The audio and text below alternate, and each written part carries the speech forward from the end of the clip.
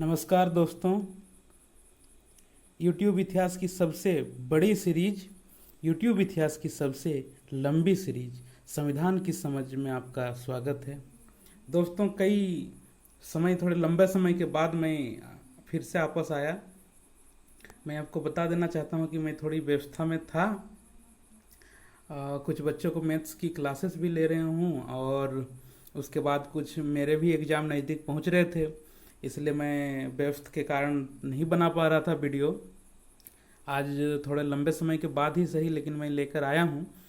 इस संविधान की समझ को हम सब पूरा जरूर करेंगे, क्योंकि इसमें कोई एक भी लड़का चाहिए जो संविधान को पूरा जानना चाहता, समझना चाहता है।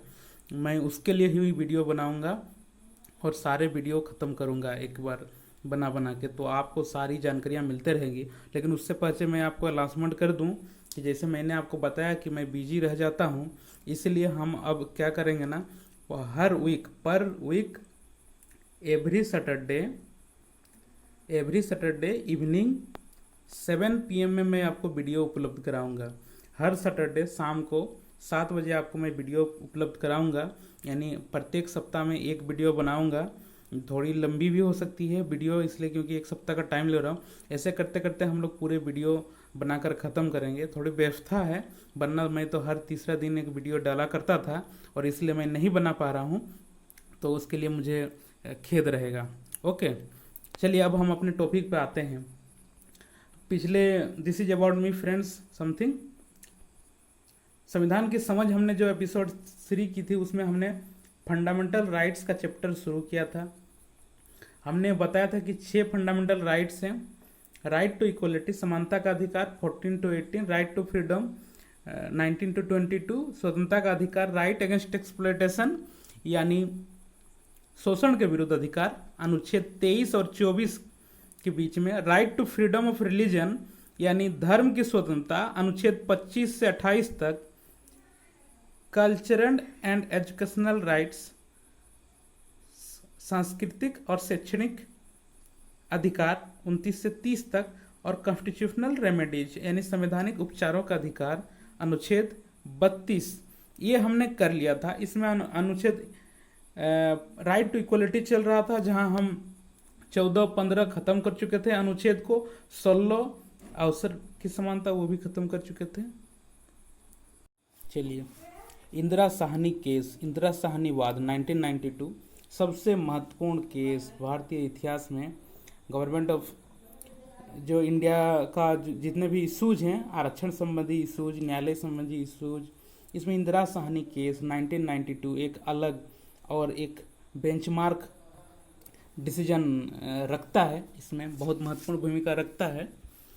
ये आपको इंदिरा साहनी, यहाँ जिसकी पीक आप देख रहे होंगे, इंदिरा साहनी बहुत ही प्रखर पत्रकार रही हैं। इन्होंने 1992 में के आसपास दिल्ली में जो अगड़े जातियों के खिलाफ जो अगड़े जातियों को आरक्षण जो 10% नरसिम्हा राव की सरकार ने दी थी उस वक्त, उसके खिलाफ इन्होंने एक याचिका दायर की थी। पहले तो आंदोलन किया दिल्ली में, फिर उसके बाद याचिका दायर की और इसकी जीत हुई। इसलिए इंदिरा साहनी केस बहुत महत्वपूर्ण भूमिका निभाता है।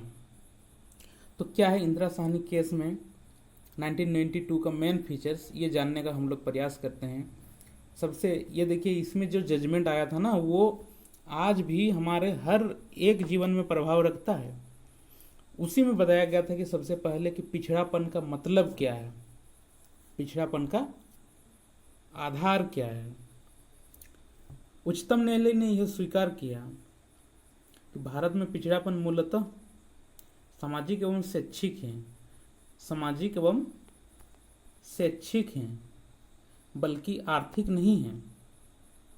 इन दोनों आधार का प्रयोग एक साथ होना चाहिए, यानी सामाजिक और शैक्षिक आधार का प्रयोग एक साथ होना चाहिए। संविधान में पिछड़ापन का आधार से आर्थिक नहीं था और आर्थिक नहीं है,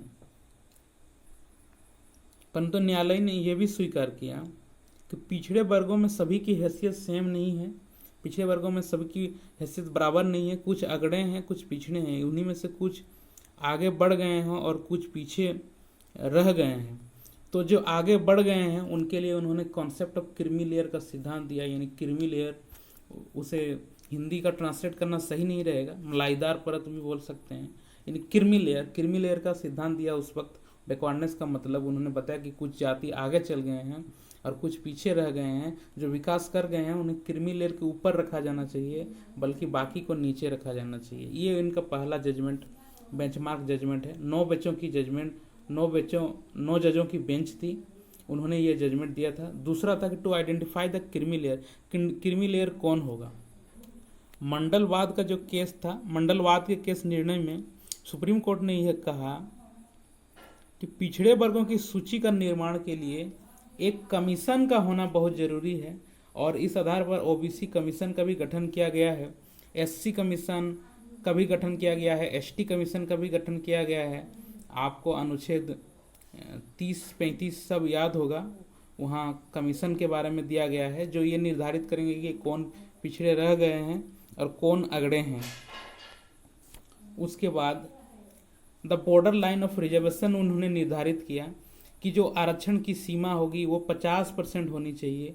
50% से ज़्यादा आरक्षण अलाउ नहीं किया जाएगा, क्योंकि अनुच्छेद 335 में कुशलता यानी कार्य की कुशलता और दक्षता को भी इंश्योर सुनिश्चित रखना बहुत ज़रूरी है, क्योंकि ऐसा ना हो कि आरक्षण के नाम पर हम कार्य की गुणवत्ता कुशलता से कॉम्प्रोमाइज करने लगे और जिसकी उत्पादकता जो कार्य की होनी चाहिए वो नहीं हो पा रही है। तो ये भी हम लोग को ध्यान रखना है, और आरक्षण की सीमा किन्हीं भी हाल पर 50% ही होनी चाहिए।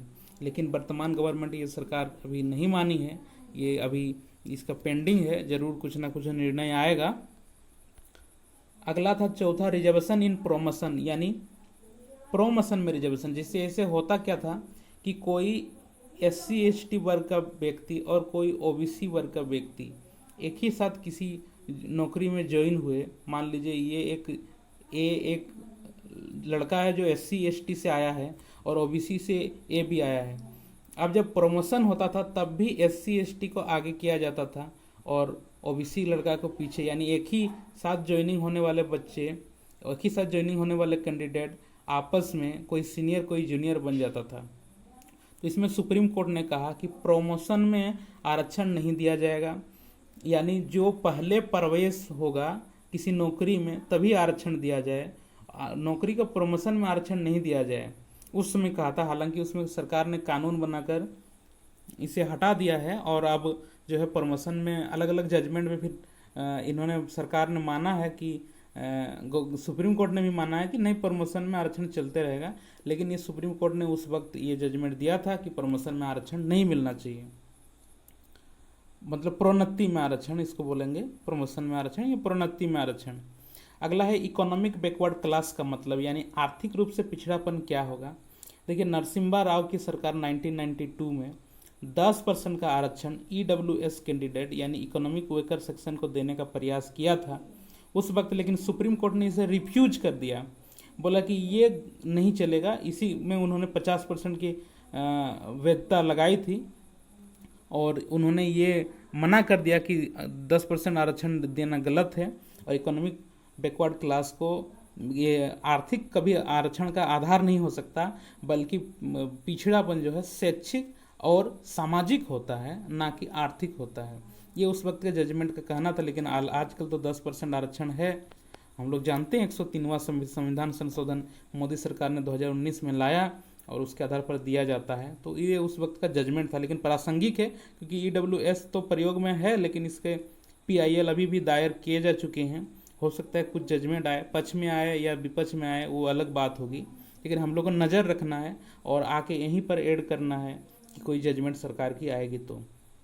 छठा था कैरी फॉरवर्ड रूल, यानी आगे ले जाने का नियम कह सकते हैं इसे। कैरी फॉरवर्ड रूल का क्या मतलब हो सकता है कि किसी नौकरी के लिए, मान लीजिए UPSC में कोई बहाली हुई, नौकरी के लिए 700 सीटें थी, इसमें से मान लीजिए कि 200 सीट SC ST का था, लेकिन संजोग बस ऐसा हुआ कि 150 सीटें ही खाली रह गई, तो जो 50 सीटें बची, अगले बार जब 700 आएगा तो इसमें 750 करके निकाल दिया जाता था और सभी को मौका मिलता था। फिर कोर्ट ने कहा कि नहीं, ये जो 50 सीट यहाँ बच रहे ना, ये रिजर्वेशन ही होना चाहिए, इसको अगले बार ये 750 ना करके इसको 700 करिए और प्लस 50 अलग से, ये 50 जिसका आरक्षण, जिसका योग्य, जिसका लिए ये सीट था, यानी SC ST जो भी था उसके लिए ही ये हो सीट होना चाहिए, ना कि सबको मौका देना चाहिए, यानी कैरी फॉरवर्ड रूल इसे कह सकते हैं। तो ये भी सही है, जब उन्हीं वर्गों के लिए सीट रखा गया था तो उन्हीं वर्गों के लिए दिया जाना चाहिए। क्यों, अब वो नहीं हो पाया तो अगले बार उसे मौका दिया जाना चाहिए। तो ये उस वक्त का कैरी फॉरवर्ड रूल था। इसमें से फेमस जो जजमेंट है तमिलनाडु जो स्पेशल केस है, इसे भी ध्यान रखना बहुत ज़रूरी है, क्योंकि तमिलनाडु सरकार ने एक 76वां संविधान संशोधन, ये तो सरकार ने की थी 76 संविधान संशोधन। तमिलनाडु सरकार ने क्या किया ना, वो अपने आरक्षण को 69% तक बढ़ा दिया। तो 50% की सीमा जो बॉर्डर लाइन थी वो तो क्रॉस कर गया। उन्होंने अपने क्षेत्र में कुछ वर्गों को कुछ आरक्षण देकर सीमा रेखा को तोड़ दिया, और वहाँ आरक्षण देना बहुत ज़रूरी लगा। तब सुप्रीम कोर्ट में जब बात गई तो सुप्रीम कोर्ट ने कहा कि आप आरक्षण क्यों बढ़ा रहे हैं। तब यहाँ सरकार ने, पार्लियामेंट ने क्या किया कि 76वां संविधान संशोधन लाया। वो 1994 की बात है। 1994 में 76वां संविधान संशोधन लाकर इस सूची को 9वीं अनुसूची यानी 9th शेड्यूल में डाल दिया। आपको ये बात पता होनी चाहिए कि उस वक्त 9th शेड्यूल में जो भी बात रखी जाती थी वो न्यायिक पुनरावलोकन यानी जुडिशरी रिव्यू के दायरे में नहीं आती थी, जुडिशरी रिव्यू के दायरे में नहीं आती थी। लेकिन 1973 के जजमेंट के बाद से आती है। अभी जो जजमेंट है उसमें 1973 के बाद जो भी 9th शेड्यूल में भी रहेगा उसको भी जुडिशियल रिव्यू के अंतर्गत रखा जाएगा, क्योंकि उसे जुडिशियल रिव्यू को संविधान का आधारभूत भाग माना गया है।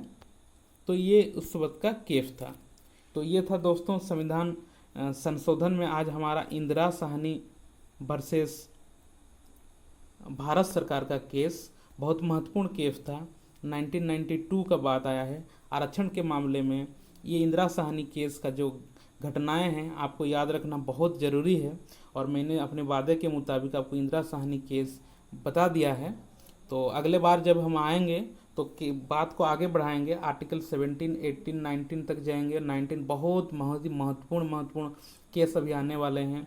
एक से एक आपको अभी इमरजेंसी की बात होगी, आपको अभी स्वतंत्रता की बात होगी, अपने पर्सनल लिबर्टी की बात होगी, जीवन का अधिकार की बात होगी, पार्लियामेंट में मंत्रालय कैसे बनते हैं उसकी बात होगी, कार्य प्रणाली कैसे चलती, कार्य का संचालन कैसे होता है इसकी बात होगी। तो अनेक महत्वपूर्ण ही अभी रह गई है बातें। तो अगले हम लोग एपिसोड में आते रहेंगे और एक एक को पूरा करते रहेंगे। So thank you so much friend, thank you for watching. Constitution will continue. लिख कर लीजिए, लिख कर रख लीजिए। मैं इतना आपको विश्वास के साथ कहता हूँ कि संविधान पूरा होगा। संविधान को हम लगातार पूरा करेंगे। हाँ, व्यवस्था के कारण हम नहीं कर पा रहे regular, but every Saturday 7 PM आपको ये जो संविधान की समझ वीडियो है आपको मिलती रहेगी। और आप तनाव बिल्कुल भी ना लें, आप हर सैटरडे ही सही आधा घंटा का समय निकालिए और अपने संवैधानिक समझ को बढ़ाइए, संविधान के प्रति जागृत होइए। आपके एग्ज़ाम में बहुत इम्पोर्टेंट है ये। UPSC का 50% सिलेबस तो संविधान के इर्द गिर्द ही आपको दिखाई देगा। इसलिए जो संविधान नहीं जानता है वो देश का कुछ नहीं जानता है, और संविधान को जाने बिना UPSC क्लियर करना बहुत महत्वपूर्ण है। यहाँ तक कि SSC, JEE, रेलवे और ग्रुप D से लेकर ग्रुप A तक की नौकरी, हर चीज़ में संविधान के पार्ट से आपको सवाल आएंगे ही, कॉन्स्टिट्यूशन से, संविधान के पार्ट से। और संविधान की एक अच्छी समझ आपको ग्रुप A की नौकरी और एक जागरूक नागरिक के रूप में स्थान दिला सकता है। तो बहुत बहुत धन्यवाद दोस्तों, बहुत बहुत धन्यवाद। आपने इतनी अच्छी सुनी और हमारे इस निःशुल्क जो शिक्षा देने की जो प्रक्रिया है उसमें आप शामिल हो रहे हैं और अपनी ज्ञान को बढ़ा रहे हैं। इसके लिए मैं आपका शुक्रगुजार हूँ, आपका धन्यवाद देना चाहता हूँ। Thank you so much.